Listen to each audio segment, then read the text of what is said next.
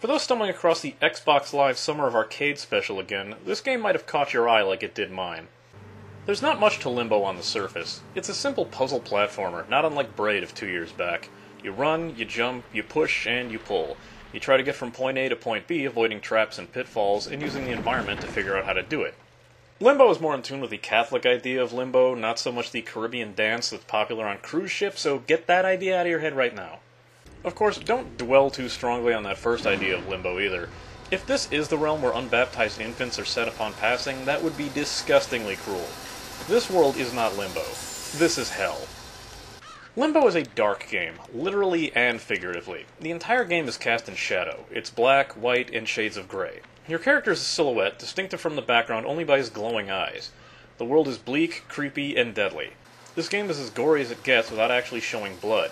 Your character will get chopped into pieces, decapitated, impaled, and so forth as you delve deeper into this nightmare.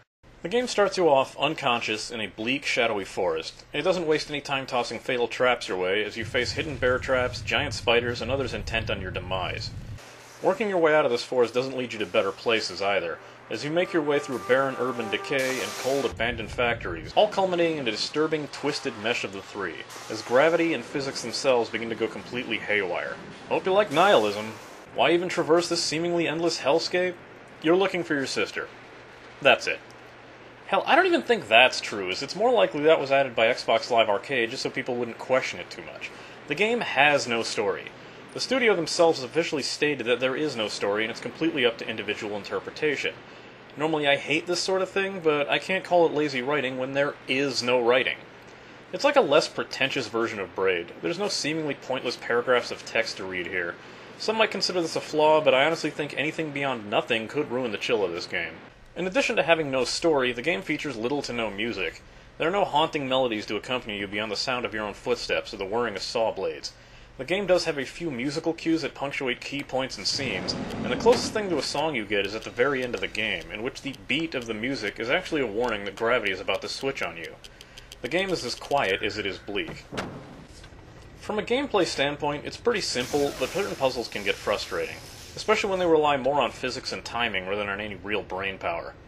This becomes a trial and error process towards the end when it's hard to determine when a puzzle is physics, timing, environment-based, or a combo of the three. Trial and error plays a lot into this game, when it'll unfairly expect you to know to do something before you attempt a puzzle, and oftentimes the only way to rectify that mistake is death. Luckily, save points are automatic, and rarely far from where you die. Most puzzles aren't too hard to grasp, and a lot of the time the game's weird happenings are actually clues on how to get through an upcoming puzzle.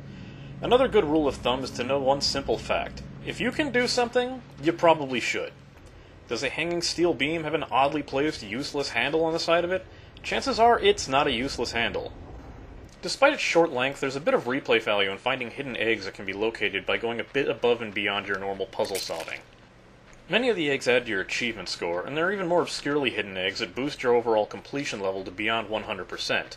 Or, if you're like me, just pick it up to experience it all over again.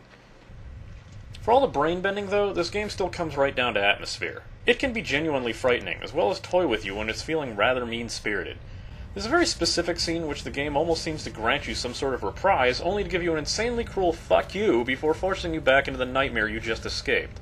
If you liked Braid but thought it was way too colorful and had its head wedged too far up its own ass, or you at least have a passing interest in puzzle platformers, this is the game to try. Many complain about the high price tag and short length, but do yourself a favor and at the very least download the demo. You'll see all you need to see to decide if it's worth your time.